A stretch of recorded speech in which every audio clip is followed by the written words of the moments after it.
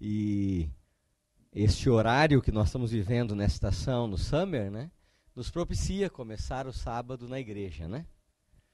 Porque no inverno, quando a gente chega na igreja sexta-feira, o sábado já começou, já faz tempo. Irmãos, eu creio e sempre acreditei assim e continuo acreditando que é uma grande bênção quando nós vamos à casa de Deus. Davi, ele dizia, e isso está registrado no livro de Salmos, alegrei-me quando me disseram, vamos à casa do Senhor. Uma grande bênção quando nós vamos, quando nós podemos estar na casa de Deus, é um grande privilégio. E eu me sinto privilegiado também de poder estar aqui com vocês. Amanhã pela manhã eu estarei novamente aqui, à frente, trazendo a palavra de Deus para vocês. E por isso eu decidi que a mensagem de hoje seria a primeira parte daquilo que nós vamos estudar amanhã. Mas aqueles que não estão aqui poderão entender o que será falado amanhã, porque é uma sequência, mas de uma certa forma são duas mensagens distintas. Mas eu acredito que nós que aqui estamos hoje, começando por mim, que estou tendo o privilégio de poder estudar com vocês, nós vamos ter um entendimento mais claro ainda dessa mensagem. Eu queria convidar vocês a fazermos uma viagem. E antes de começar essa viagem, eu queria convidar você já a tomar a sua Bíblia e abri-la em Êxodo, segundo livro da Bíblia, Êxodo capítulo 12, verso 5 até o verso 8. Então, relembrando, Êxodo 12, verso 5 até o verso 8. Nós vamos orar pedindo que Deus abençoe a leitura e antes de nós realmente estudarmos, nós vamos pedir que Deus nos ajude nessa hora. Vamos fechar os olhos. Nosso bom Pai, nós somos gratos a Ti pela semana, gratos a Ti pelas vitórias, porque o Senhor nos manteve, o Senhor cuidou de nós essa semana e pelo privilégio de podermos vir à Tua casa. Que o Senhor abençoe Teu povo que aqui está, os irmãos que não estão, os que não puderam vir, os que escolheram não estar aqui, mas que nós possamos viver em nossa igreja um reavivamento, de forma que tenhamos muitas pessoas na Tua casa, nos demais cultos, não apenas no sábado pela manhã. Que o Senhor nos ajude, nos oriente, fale ao nosso coração por meio da Tua palavra, não porque somos alguma coisa ou porque merecemos, mas nós confiamos inteiramente e pedimos nos méritos e no nome do Senhor Jesus. Amém. Antes de ler o texto, eu gostaria de convidar você para começar uma viagem comigo, certo? Quantos topam aqui embarcar nessa viagem? Todo mundo? Não estão cansados demais para viajar, não? Vamos? Se não tiver que dirigir, a gente viaja, né? Então tá bom. Você não vai precisar dirigir, até porque naquela época não tinha carro mesmo, né? Nós vamos viajar nesse momento junto com o povo de Deus, com o povo de Israel. Nós vamos perceber alguns detalhes da trajetória do povo de Israel. E essa viagem, uma viagem onde eles viram maravilhas, grandes milagres, coisas extraordinárias que você e eu nunca vimos, mas nós vamos ver nessa viagem, junto com o povo de Israel. Mas foi uma viagem também muito difícil, porque eles atravessaram um grande deserto. Esta viagem, essa trajetória, ela é um tipo. E quando nós falamos biblicamente de tipo, nós estamos falando de símbolo ou figura que ilustra uma verdade ainda maior. Então a viagem deles não era um final em si mesmo, mas ela é um tipo, ou seja, um símbolo, figura da jornada do povo de Deus. Da sua jornada, da nossa jornada também. Eles começaram a sua jornada no Egito, do Egito para a terra prometida, para Canaã.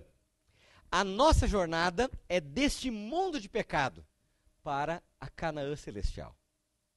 Então, quando nós estudamos, viajamos também com o povo de Israel, entendendo o que eles viveram, o que eles passaram, no que erraram, no que acertaram, são lições preciosas como o puro ouro de Ofir para a nossa vida espiritual. Porque assim como o povo de Israel, nós corremos alguns riscos. A gente pensa que só eles corriam riscos, né? E eles erraram nisso, erraram naquilo, mas nós corremos um risco muito maior, porque a viagem deles era para uma Canaã terrena, e alguns perderam e não chegaram na Canaã terrena. mas nossa viagem para Canaã celestial, e se nós perdermos, a perda será muito, infinitamente maior. Porque a perda deles era uma perda passageira, e a nossa perda, se perdermos, será eterna. Nós também, assim como o povo de Israel, corremos o risco de esquecer aonde nós estamos. E eles, em alguns momentos, eles esqueceram aonde eles estavam. E você pode falar, pastor, mas eles olharam para um lado deserto, para o outro deserto. Como é que esqueceram onde eles estavam, né? Eles esqueceram. Nós também corremos o risco de fazer de nosso acampamento um lar. Porque não se esqueça, se nós estamos numa jornada, numa trajetória, qualquer lugar que você more, onde você passe, é um acampamento. Não é um lar definitivo, né? Por mais confortável que seja o seu lar, acostumados com este mundo, nós diminuímos o ritmo e demoramos então mais para chegar. A viagem leva mais tempo, porque você está confortável, vai indo, né? A viagem leva mais tempo, ou então até ficamos pelo meio do caminho e nunca chegamos no final da viagem que Deus tem para nós. Isso é um risco que todos nós corremos e nós temos que atentar para isso. É fácil se esquecer de que estamos apenas num lugar passageiro. Afinal, você vai todo dia para sua casa, é o mesmo quarto, é o mesmo banheiro, né? Você come ali, é normal, é uma rotina. Não, nós estamos numa jornada.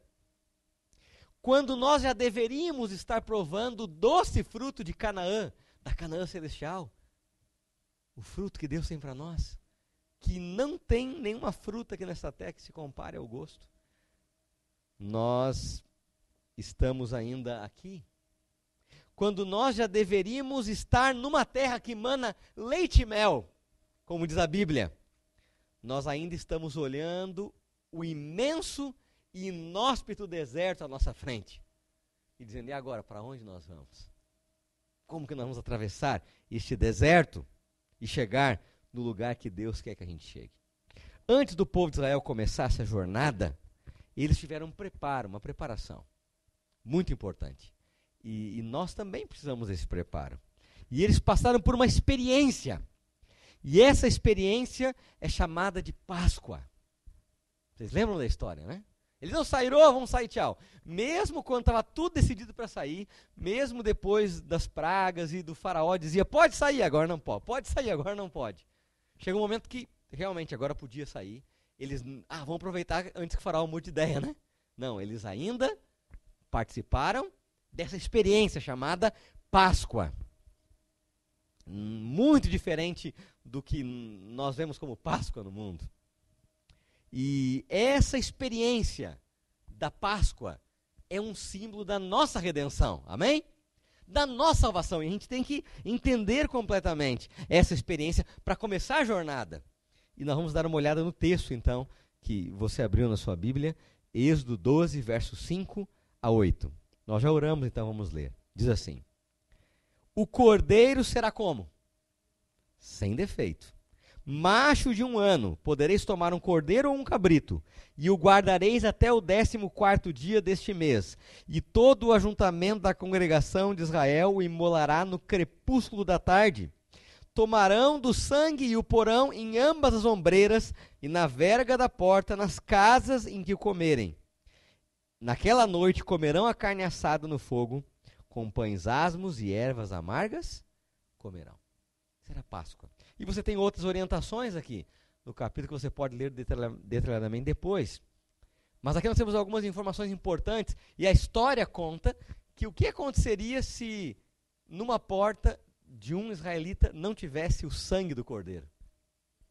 Quando o anjo destruidor passasse, eles teriam o mesmo destino, o mesmo final, os primogênitos, o filho mais velho seria morto assim como o filho mais velho de cada família egípcia. Mas não bastava só o sangue estar na porta. Aqui tem algumas orientações. Eles deveriam fazer o que primeiro com o cordeiro? Primeira coisa que tinham que fazer com o cordeiro, me ajudem? Escolher, tá. Segunda coisa? Sem defeito. Mas o que eles tinham que fazer com o cordeiro? Matar o cordeiro. Primeira coisa. E essa primeira coisa é a primeira coisa na experiência cristã. Matar o cordeiro. Né? Mataram o cordeiro. Se tem algo que inicialmente, quando uma pessoa, principalmente quando uma pessoa ela já é adulta e vem para a igreja depois, alguns têm dificuldade com isso. Alguns não têm, mas alguns já me abordaram. Pastor, você fala muito de sangue, o sangue de Cristo, e tem que ser lavado no sangue, mas sangue sujo, não dá para ter uma salvação assim que não faz tanto de sangue? Não, não tem como. Não há salvação sem o sangue do cordeiro. Por mais constrangedor, por mais estranho, a salvação começa com você matando o cordeiro. E por que nós fugimos tanto dessa figura, dessa experiência do povo de Israel? Porque se eu admito que eu tenho que matar o cordeiro, que eu matei o cordeiro, eu estou admitindo o quê? Que foram os meus pecados que mataram o Senhor Jesus. Eu não posso botar a culpa nos judeus mais, nos romanos, né? Naqueles que tiveram parte também. Mas aí então a culpa recai sobre mim. Eu matei o cordeiro. Os meus pecados mataram o Salvador, porque ele morreu por mim. E isso é o primeiro passo na salvação. Entender que o meu pecado é tão terrível que ele foi condenado em Jesus Cristo para não ser condenado em mim. É a primeira parte. Bom, mas depois de matar o cordeiro, do cordeiro sacrificado, simbolizando a morte de Cristo, eles deveriam pegar o sangue numa tigela, numa bacia, e fazer o que com o sangue? Aplicar na porta, nos umbrais, no canto da porta. Quando o anjo do destruidor passasse, ele veria o sangue. E ele não entraria naquela casa. Só que não era também só passar o sangue. Eles tinham que também fazer o que com o cordeiro agora morto? Eles tinham que assar, eles tinham que comer esse cordeiro. E tinham que comer aonde? No backyard ali, né? Na rua, né? Na sombra, embaixo da árvore, numa mesinha colocada ali fora, que é mais fresquinho. Aonde que eles tinham que comer? Dentro de casa. Eles não podiam dizer, não, vamos fazer diferente, né? Moisés falou que é assim que Deus mandou. Não, eles tinham que fazer exatamente como Deus mandou. Matar o cordeiro sem defeito, porque Jesus é o nosso cordeiro da Páscoa, sem defeito, sem nenhum pecado. E colocar o sangue na porta significa aplicar o sacrifício sobre a minha casa, sobre a minha família, sobre a minha vida. O sangue do cordeiro, ele tem valor em si mesmo, mas ele não tem valor para mim se ele não for aplicado sobre a minha vida. Não adianta. Quantas pessoas que até entendem, até dizem, não, Jesus morreu por mim. Quantas pessoas que declaram cristãos, mas eles não vivem uma vida comprometida com Jesus Cristo. Eles não aplicam o sangue sobre a sua vida. Eles falam, nossa, que maravilha, Jesus morreu por mim, mas não há uma aplicação do sangue sobre a vida.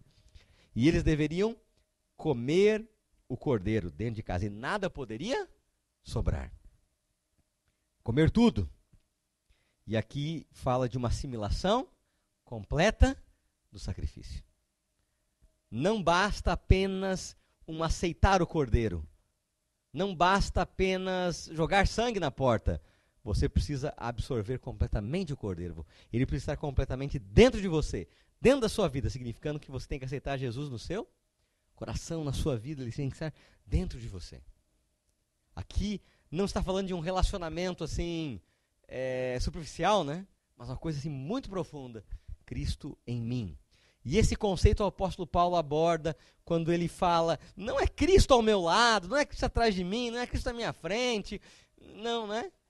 É Cristo, ele fala, é Cristo em vós, em você. E aí ele é o quê? A esperança da glória. Se Cristo está do teu lado, atrás, na frente, ele não tem esperança para você. Ele tem que estar em você. Na verdade, quando Deus criou Adão e Eva e eles se desviaram, e foi dada a promessa do cordeiro, da morte do cordeiro, ali Deus estava dando um meio de salvação para a sua igreja. Quem que era a igreja naquele momento ali? Adão e Eva, depois vieram seus filhos e tal. E a igreja, ela começa nua. Já percebeu isso? O que significa essa nudez? Ela não está coberta com a justiça de Cristo, ela começa nua, sem nada. E quando você olha para a igreja de Deus lá no Apocalipse, como é que ela está? Nua também. Porque apesar de Laodiceia, que simboliza o período que estamos vivendo da igreja, dizer, eu sou rico, abastado e não tenho falta de nada, a testemunha fiel e verdadeira, Jesus Cristo, que não mente, por isso que João ele fala testemunha fiel e verdadeira. É um outro nome para Jesus. Ela diz, você nem sabe que você é miserável, pobre, cego e nu. Tanto tempo depois, uma jornada pelo deserto, os profetas, os patriarcas, Deus enviando seu próprio filho e a igreja na mesma situação, destituída da justiça de Cristo, por causa do orgulho. Eu sou rico e de nada tenho falta. E da mesma forma, lá no Antigo Testamento, o cordeiro está à porta. Só que o cordeiro não pode estar à porta, o cordeiro tem que estar onde? Dentro da casa. E Jesus, por isso que ele desesperadamente ele bate e diz, eis que estou à porta e bato. Se alguém ouvir a minha voz, abra a porta. Porque se o cordeiro não está dentro de casa, o anjo da morte passa e destrói tudo. É o mesmo símbolo. A Bíblia ela vai fazendo essas repetições do plano da salvação. Vocês entenderam? Não, ainda não. Então, de novo, e vai repetindo e mostrando a mesma coisa de Gênesis até Apocalipse. O pastor Bulhão ele costuma dizer, de forma muito simples, que é como se um fio escarlate, um fio vermelho atravessasse toda a Bíblia. É o sangue do Cordeiro. Mas lá no Gênesis a igreja é de uma forma, no Apocalipse da mesma forma. E Jesus, o Cordeiro, tentando fazer parte da nossa vida de forma completa. Antes que o povo de Israel pudesse começar essa grande jornada, eles precisavam compreender, assimilar, entender, aceitar a salvação. Entender que salvação é só através do Cordeiro. E você tem que comer, tem que matar o Cordeiro, aplicar o sangue na porta e comer a carne. Bom, se nós falamos da simbologia da salvação, eles também puderam perceber ali a perdição. Porque as pragas foram caindo sobre os egípcios. E eles foram recebendo o dano dessas pragas. Gafanhotos, rãs, né? Úlceras. E o povo de Israel recebia essas pragas? Não recebia. Então havia uma distinção entre o justo e entre o injusto. Mas o povo não era perfeito, né? Mas eles estavam pelo menos buscando ali. Agora, a 10ª praga tinha uma coisa diferente, e ela era a derradeira, definitiva. Ela envolvia a morte. Ela podia também cair sobre o povo de Deus. Se não aceitasse o cordeiro, se não matasse o cordeiro, se não comesse a carne do cordeiro, podia cair também. O que Deus está falando para a gente? Que na derradeira história deste mundo, até aqueles que professavam servir a Deus podem perder a salvação, se o cordeiro não estiver dentro da sua casa, dentro da sua vida. Queridos, a única salvação para o israelita naquele momento era matar o cordeiro, colocar o sangue na porta e comer a carne do cordeiro. Não havia outra salvação. E para nós é a mesma coisa. Claro que de uma forma muito mais completa, porque nós estudamos no Evangelho que Jesus Cristo, como João, quando ele viu, ele disse: eis o Cordeiro de Deus que tira o pecado do mundo. Jesus anunciava tanto, João anunciava tanto, ele dizia que estava preparando o caminho, né, do Cordeiro, ele estava anunciando o reino de Deus, que estava chegando o reino de Deus, e ali estavam os seus seguidores, os seus discípulos, e quando ele vê Cristo passando, ele fala: é esse aí, esse é o Cordeiro de Deus que tira o pecado do mundo. Não há salvação sem o Cordeiro. Aqui há um contraste entre os salvos e perdidos. E a diferença entre eles não é que um é mais santo ou mais perfeito simplesmente, mas a diferença é o Cordeiro. Salvação é mais do que uma profissão de fé. É mais do que dizer eu aceito. É uma completa entrega. E nós temos dificuldade de entregar completamente, né? É uma completa assimilação, é comer toda a carne. E Jesus no Novo Testamento, ele diz: olha, vocês são israelitas, mas não entenderam ainda, eu vou dizer de novo. A minha carne é verdadeira comida e o meu sangue é verdadeira bebida. João capítulo 6. E você tem que comer. E aí os fariseus se escandalizaram, né? Os grandes estudiosos do Antigo Testamento não tinham entendido o Antigo Testamento ainda. Jesus tem que viver completamente em nossa vida. E essa entrega tem que ser completa, a assimilação tem que ser completa. Aí o povo de Israel, então, foi para a sua jornada no deserto. Assim como nós estamos numa jornada no deserto dessa vida. Assim como eu falei no início que eles tinham o risco de se acostumar com essa jornada e tornar o acampamento um lar. E nós corremos o mesmo risco. Há muitos detalhes, muitos episódios, muita coisa interessante nessa jornada. Mas eu queria me fixar num ponto da jornada. Num pedacinho. E está em Números, capítulo 21. Vamos até o quarto livro da Bíblia. Números, capítulo 21. Há uma história muito interessante. Números, capítulo 21, verso 4 até o verso 9. O meu filho Lucas, ele gosta muito dessa história. Ele gosta de assistir no DVD os desenhos bíblicos, né? A serpente de bronze. E aqui na Bíblia, então, em Números capítulo 21, verso 4 a 9, conta essa história. Então partiram do Monte Or pelo caminho do Mar Vermelho, a rodear a terra de Edom. Porém o povo se tornou o quê? Impaciente pelo caminho. Quem nunca foi impaciente em nenhum momento pode ir para casa agora, não precisa ouvir mais essa mensagem, certo? Pode ir, pode ficar à vontade, ir para casa, se você nunca na vida foi impaciente. Bom, eu acho que vocês estão na mesma situação que eu. Também não posso ir para casa. Eu tenho que ouvir isso aqui. O povo se tornou impaciente no caminho, assim como nós nos tornamos impacientes em nossa vida. E o verso 5, e o povo falou contra Deus e contra Moisés. E eu fiquei pensando, por que o texto não fala só, e o povo falou contra Deus? Podia falar contra Moisés, Moisés era um ser humano pecador, era um líder, mas era um ser humano pecador. Por que o texto está falando aqui? Porque muitas vezes Deus, ele se ira no sentido da sua justiça, e ele fica desagradado quando as pessoas estão falando contra ele, mas quando as pessoas também estão falando contra Moisés, ele também não gosta. Porque Moisés é o líder do povo de Deus. Era alguém que tinha defeito? Era, mas era alguém que se sacrificava pelo povo de Deus. Nunca fale de Moisés também. Daqueles que sacrificam, que dão a sua vida para Deus. E o texto continua dizendo assim, por que nos fizeste subir do Egito? Por quê? Para que morramos nesse deserto onde não há pão nem água, e a nossa alma tem fastio deste pão vivo. Eles estavam falando de que pão? O maná, o pão que Deus deu do céu, que simbolizava quem? Jesus Cristo. Falando mal de Jesus Cristo. O pão vivo que desceu do céu. E Cristo depois fala, eu sou o pão da vida. Então o Senhor mandou entre o povo o quê? Serpentes abrasadoras que mordiam o povo, e morreram muitos do povo de Israel. Veio o povo a Moisés e disse, havemos pecado, porque temos falado contra o Senhor e contra ti.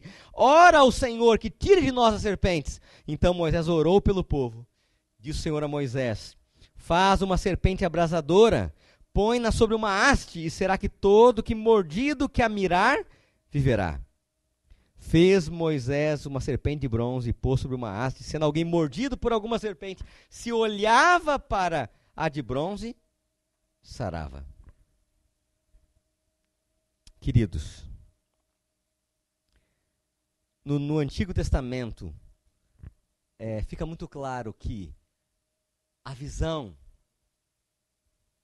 é que tudo que Deus permite é como se Ele estivesse fazendo diretamente, né? E algumas pessoas têm dificuldade de entender isso. Por exemplo, a Bíblia fala que Deus endureceu o coração de Faraó. Mas também diz ali que Faraó endureceu o seu próprio coração. Então, Faraó endureceu o coração ou Deus endureceu? Bom, segundo o livre-arbítrio, Faraó escolheu se endurecer. E como ele escolheu, então Deus permitiu que isso acontecesse. Veja, o que mais existe naquela região onde o povo de Israel passou até hoje é o quê? Serpente. É muito comum ali, serpentes do deserto. Se alguém hoje passar por ali, vai ver serpente. Existem serpentes, são serpentes do deserto. E elas são abrasadoras porque o seu veneno, o efeito da sua mordida é mortal. Elas são letais. Agora, queridos, durante a caminhada do povo de Israel, eles nunca tinham tido problema com serpente. Interessante, né? Nunca. Tem no deserto, é comum do deserto, tem um monte, mas não tiveram problema nenhum. Mas eles em nenhum momento disseram, Senhor, a gente sabe que é comum animais peçonhentos aqui, mas muito obrigado, porque nunca eles nos atacaram. É muito fácil a gente não ver as bênçãos, a gente só vê o problema quando ele acontece. Mas eu tenho uma coisa para dizer para vocês. A serpente está por aí desde o Jardim do Éden. Sabiam disso? Desde o Éden a serpente está por aí. Ela estava lá, tentou Eva, ela continua por aí. Ela estava no deserto, só esperando uma oportunidade. E a serpente está aí, perto de você, tentando achar uma oportunidade apenas para atacar. Nós só percebemos as serpentes, na verdade, quando nos afastamos de Deus. Quando estamos perto de Deus, nós não temos problema com a serpente. Enquanto Adão e Eva estavam unidos, perto um do outro e ligados a Deus, não tiveram problema com a serpente. No momento que Eva foi andar sozinha, deu conversa para a serpente, ficou perto da serpente, se afastou de Deus, então ela teve problema com a serpente. Na vida, muitas vezes, a gente vai se afastando de Deus e não percebe.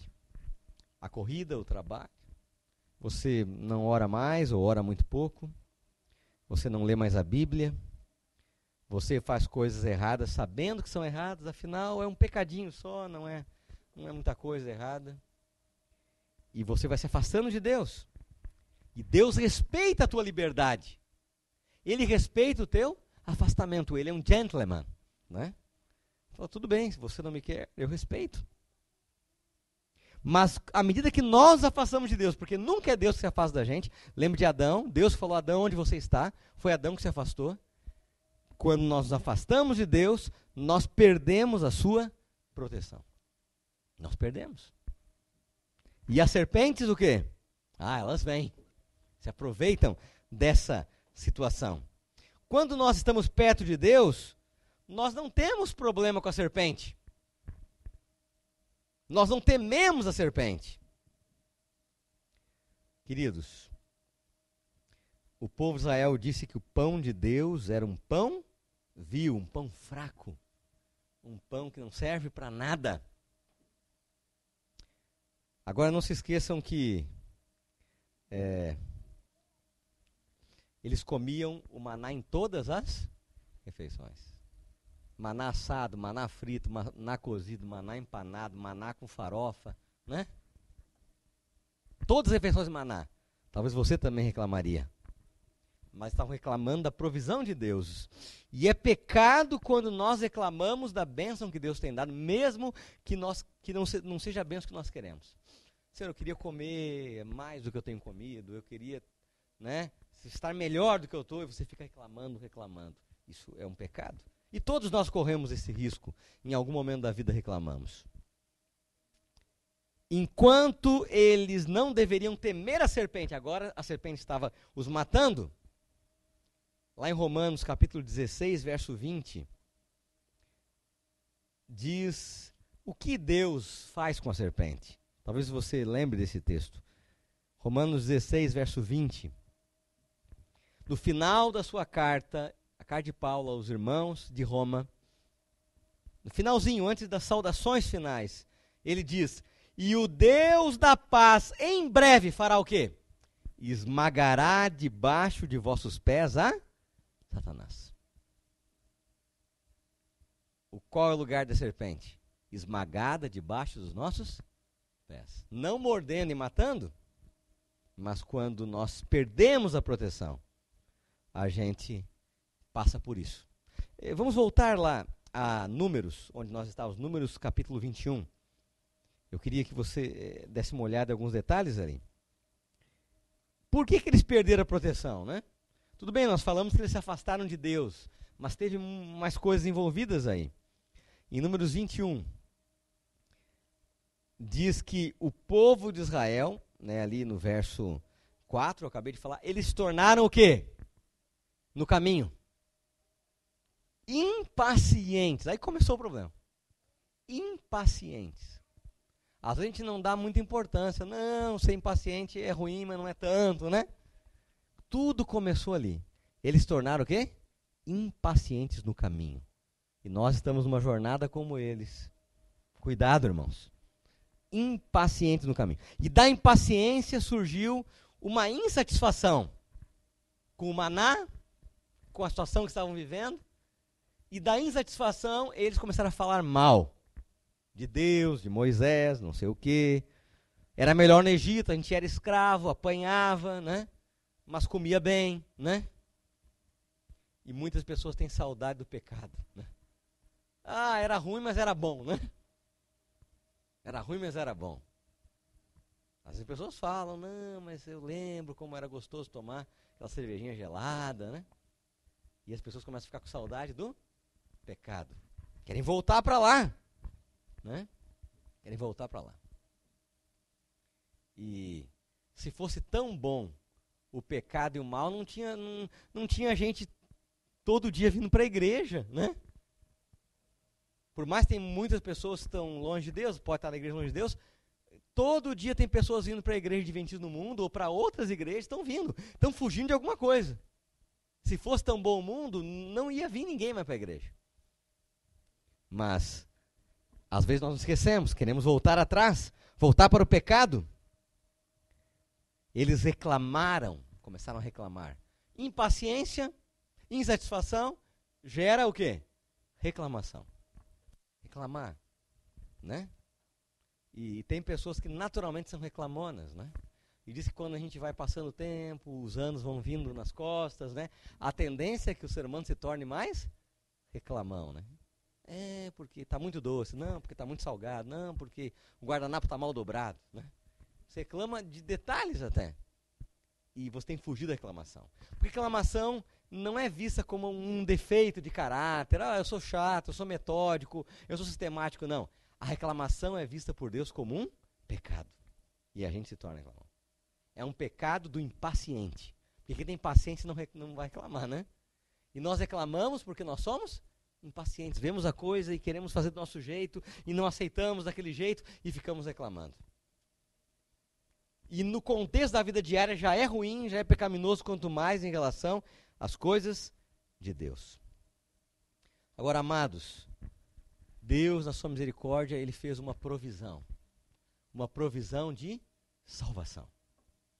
Ele tem uma provisão de salvação para você. E isso é visto na história do povo de Israel. Nós lemos no texto, Deus mandou que Moisés fizesse o quê? Uma serpente de bronze. Quem olhasse para a serpente, viveria, seria curado. Às vezes eu não entendo os métodos de Deus.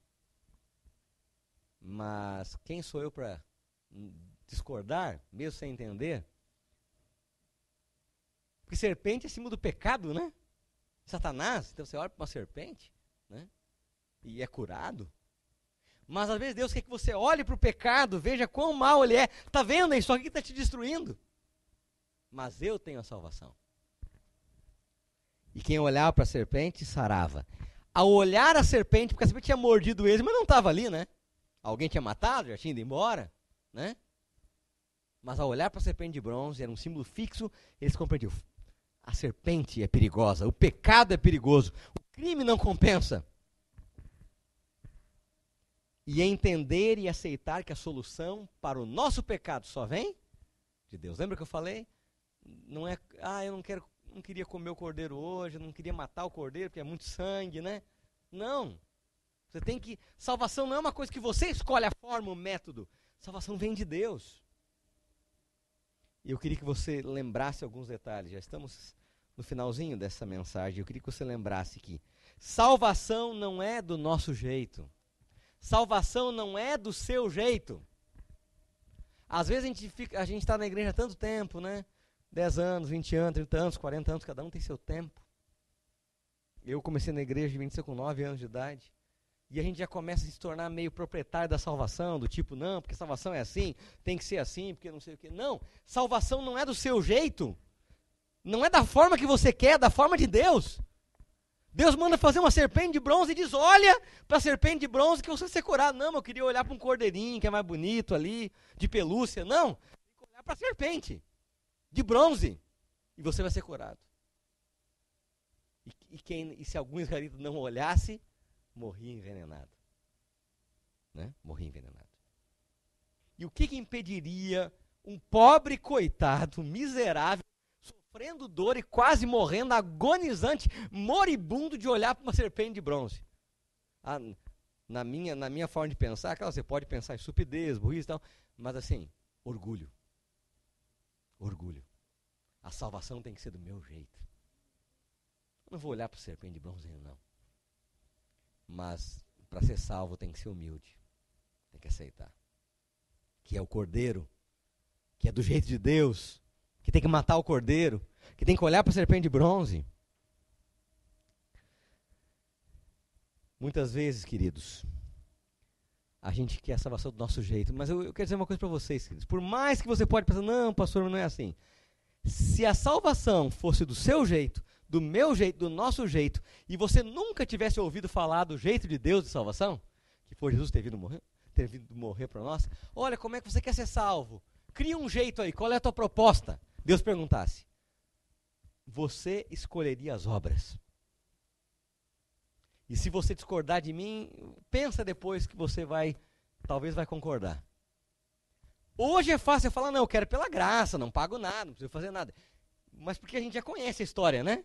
Mas se não existisse a história da salvação e Deus falasse, meu filho, você quer ser salvo? Quero. Qual que é a tua proposta? Qual é o seu jeito? Não, eu vou ajudar uma velhinha a atravessar a rua, eu vou dar comida para os pobres, né?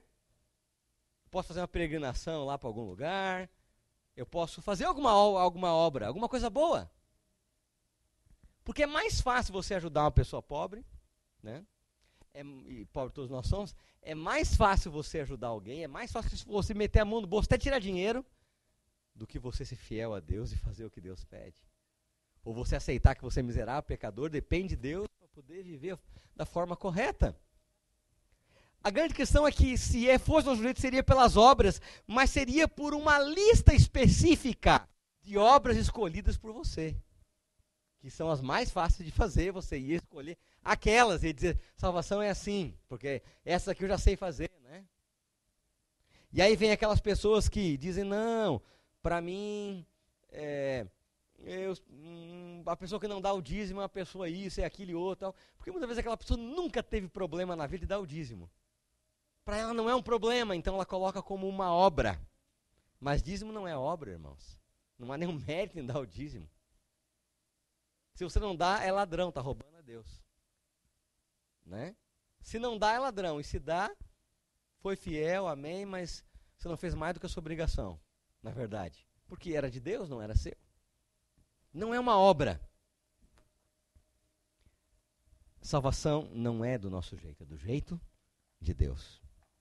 Lembra do cordeiro? Você tem que matá-lo. Tem que entender que foi o seu pecado que o matou. Você tem que colocar o sangue na porta, aplicar sobre a sua vida. E tem que comer a carne, completa assimilação, comunhão com Jesus, viver com Ele. Ler a Bíblia, orar, vir à igreja. Toda essa simbologia da serpente, ela não foi uma coisa que aconteceu por acaso. Deus pensou, que negócio que eu vou fazer? Não, faz uma serpente de bronze. Não foi. Tudo isso está dentro do contexto do Evangelho, da salvação. E no Novo Testamento, Jesus, ele lembra essa história. Vamos dar uma olhada em João 3. Vamos ler 2 textos mais para fechar aqui. E estão no Evangelho de João. O primeiro deles é João 3,14 e depois 12,32. Vamos primeiro, então, a João 3,14. João 3,14. Jesus está aqui conversando com um homem. Que homem será que é esse que Jesus está conversando? Aqui no capítulo 13 de João. Nicodemos. Conhecia o Antigo Testamento ou não? Muito bem, né?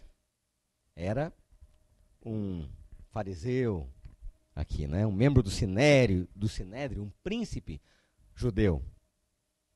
E no seu sermão, na sua conversa, no seu encontro, ele fala que ele tem que nascer de novo.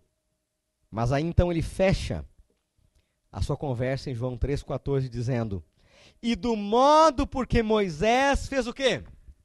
Levantou o que no deserto? A serpente. Assim importa que o Filho do Homem seja levantado. Da mesma forma que a serpente foi levantada, as pessoas olhavam e eram curados, eram salvos. Eu terei que ser levantado, colocado em evidência. Mas não é holofote, não é show, eu apresento Jesus Cristo. Arma essas cortinas, não. É levantado da pior forma possível. É sangue, é ferida, é suor, é lágrimas. Não é uma cena boa de ver. É uma cena triste. Não é aquela cena, que bonito, lá um filme de Jesus, ali, aquela imagem. Não. É algo que ninguém queria ver. Que os mais fortes viravam o rosto. Essa cena que você tem que ver. A cena de Cristo ensanguentado, machucado e ferido. E cada ferida, cada machucado foi você, foi eu, foi o nosso pecado. E Jesus ele disse: olha, Nicodemos, o povo não queria olhar para a serpente de bronze. Eles queriam do jeito deles, mas era a única forma. Deus teve que levantar a serpente de bronze para que eles entendessem o quanto o pecado é terrível. A impaciência deles, a reclamação deles, a murmuração deles, a falta de foco no final do caminho, querer voltar para trás. A serpente vem e pega mesmo. Você está pensando em voltar para trás? Está pensando em sair da igreja? Na igreja tem muita gente que tem defeito, que o fulano não sei o quê, o outro não sei o quê. Está pensando em voltar para trás? Está pensando em voltar para o Egito do pecado? Está reclamando, está murmurando, impaciente? Satanás está esperando essa oportunidade. A serpente vem, a destruição vem, mas a serpente é levantada para atrair as pessoas. E agora então no último texto, queridos, João 12, 32. Primeiro Cristo fala que assim como Moisés levantou a serpente no deserto, o Filho do Homem deveria ser levantado. E agora em João 12, 32, Jesus, ele completa essa ideia. João 12, 32. Aqui havia uma audiência, uma plateia, um grupo de pessoas que estavam ali para ver a Cristo. Entre eles haviam gregos que vieram ver Jesus. E no meio do seu sermão, Jesus ele disse: quando eu for levantado da terra, o quê? Atrairei todos a mim mesmo. Todos os que foram picados todos nós fomos picados pela serpente. Todos nós recebemos o veneno mortal do pecado. Ele está, não é durante a vida que isso acontece, já vem no DNA. Já vem em você o pecado. E a única solução que nós temos é olhar para Jesus Cristo. Eu serei levantado. E quando eu for levantado, eu atrairei todos a mim. Todos do povo de Israel, eles viam aquela serpente de bronze. Alguns não quiseram olhar e morreram, mas todos viam. Há uma coisa bonita sobre uma flor chamada girassol. E essa coisa bonita é que dá o nome dessa flor, né? Ela é atraída pelo sol. Ela gira em direção... Eu não sei em inglês como é que é o nome, se é sunflower.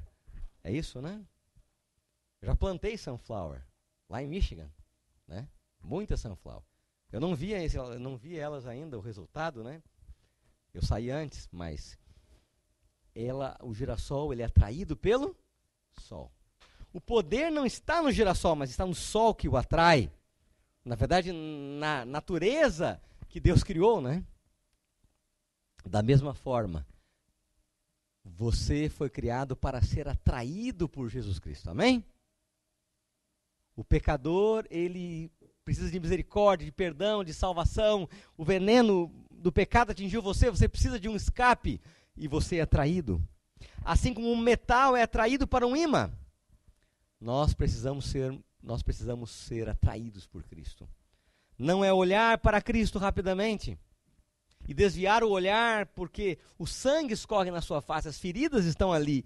Ele sofreu por mim, mas é ser atraído pelo seu olhar.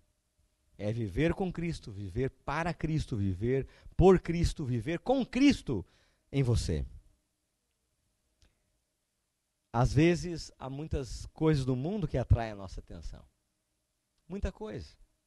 E não adianta dizer que não, porque muita coisa atrai.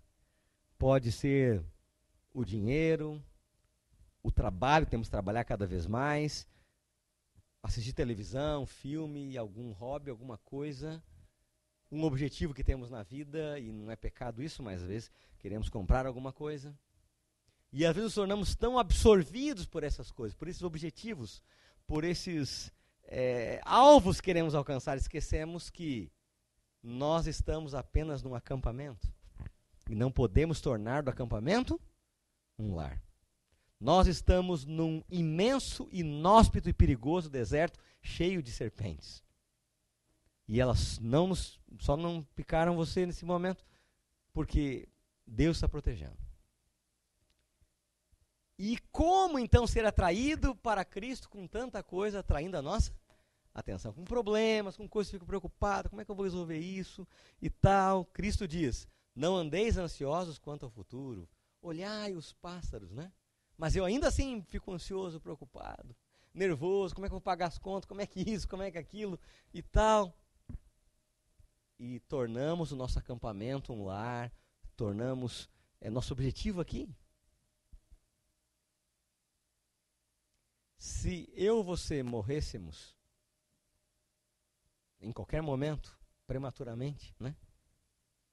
O final que interessa é se nós vamos chegar na Canaã Celestial ou não, né? Eu não estava preparado porque eu estava preocupado com tanta coisa que eu não me preparei. Está perdido. Esse é o problema. Então, se você por algum descuido aqui na vida, na sua estratégia de vida aqui, você ficar mais pobre, perder algum bem, né? Mas se chegar no céu, valeu a pena. Tem que trabalhar, tem que lutar, mas nós não podemos ficar tão obcecados, tão planejando aqui, né? Como que eu vou ser atraído por Cristo? Se eu estou sendo atraído por tanta coisa? Às vezes nos esquecemos do grande poder de atração que Cristo tem.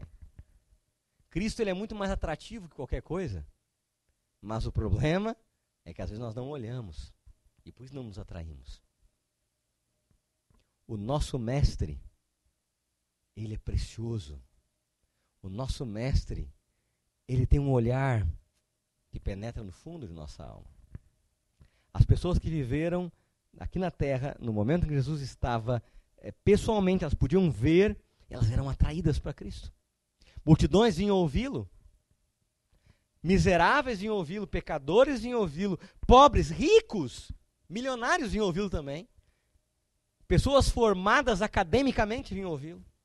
Alguns vinham para criticá-lo. E até aqueles que foram prendê-lo voltaram sem ele. E quando perguntaram, ué, e não trouxeram ele? Nunca, jamais alguém falou como aquele homem, que não podia prendê-lo. Jesus atraía as pessoas. As suas palavras, os seus ensinos, o seu olhar. Os discípulos foram atraídos. Pedro foi atraído por Cristo. Há uma música no Inário Adventista, eu tinha combinado uma música, mas eu vou mudar, que ela fala, lindo és meu mestre. Lindo és meu mestre. Talvez na correria da vida a gente já não pense mais, lindo és meu mestre, né? Como ele é lindo, como ele é maravilhoso, como ele é amável, como é agradável olhar o seu rosto, sentir o seu olhar de misericórdia, amor, de carinho. Filho está preocupado com tanta coisa. Marta, Marta. Paulo, Paulo. Janice, Janice. Leno. Everton. Você anda tão inquieto. Está preocupado com tanta coisa. Está correndo de um lado para outro. Também está tentando me servir da melhor forma possível. Mas veja Maria. Ela está aqui sentada aos meus pés. Ela escolheu a melhor parte. Olhar para mim, ver o meu sorriso, se emocionar com as minhas histórias, com o meu amor, com a minha graça. Ela escolheu a melhor parte e não vai ser tirada dela. Marta, Marta, você está muito inquieta. para o coração inquieto e perturbado e preocupado com as coisas deste mundo, a única cura é o olhar de Cristo. Ellen White diz que nós deveríamos gastar mais tempo meditando na vida de Jesus, em Jesus Cristo.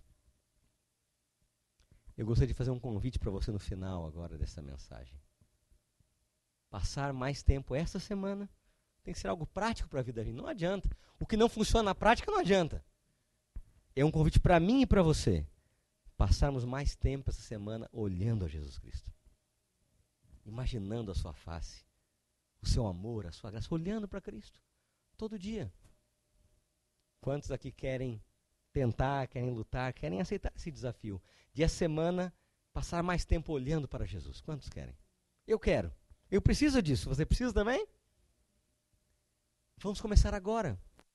E vamos contemplar a Cristo enquanto nós cantamos. Lindo és, 85 do Inário Adventista. Vamos ficar em pé. Vamos orar. Ó Senhor nosso Deus, eu sei que o Senhor tantas vezes contempla a nossa miséria, o nosso pecado, a nossa impaciência, murmuração e reclamação.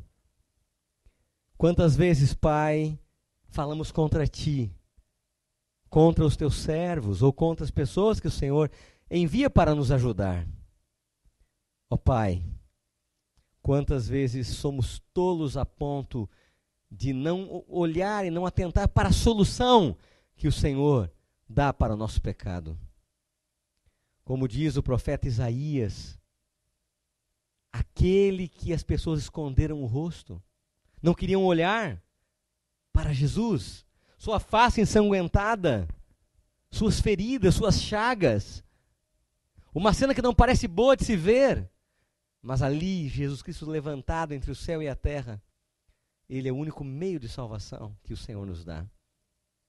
Ó Pai, ajuda-nos em nossa vida, que somos atraídos para tantas coisas deste mundo, sermos atraídos para Jesus Cristo, o nosso Salvador. Aquele que é mais belo, mais puro, mais lindo, mais maravilhoso, mais santo, mais amável. Jesus Cristo. Que nosso objetivo, que nossos olhos, que nosso pensar esteja em Cristo, Pai. Que nessa semana o Senhor nos ajude. Estamos hoje no último dia da semana, o sábado. Que nós possamos dedicar mais tempo olhando a Cristo, meditando em Cristo, no seu amor, na sua graça, na sua salvação, na cura que Ele tem para o nosso pecado. Ajuda-nos, Pai, a não nos esquecermos que este mundo é só um acampamento e que nós não podemos perder de chegar ao lugar que o Senhor deseja, a Canaã celestial. Que o Senhor nos leve agora em segurança aos nossos lares, tenhamos uma boa noite de descanso e possamos aqui estar amanhã para continuarmos aprendendo da Tua palavra. Salva-nos, Senhor, perdoa o nosso pecado.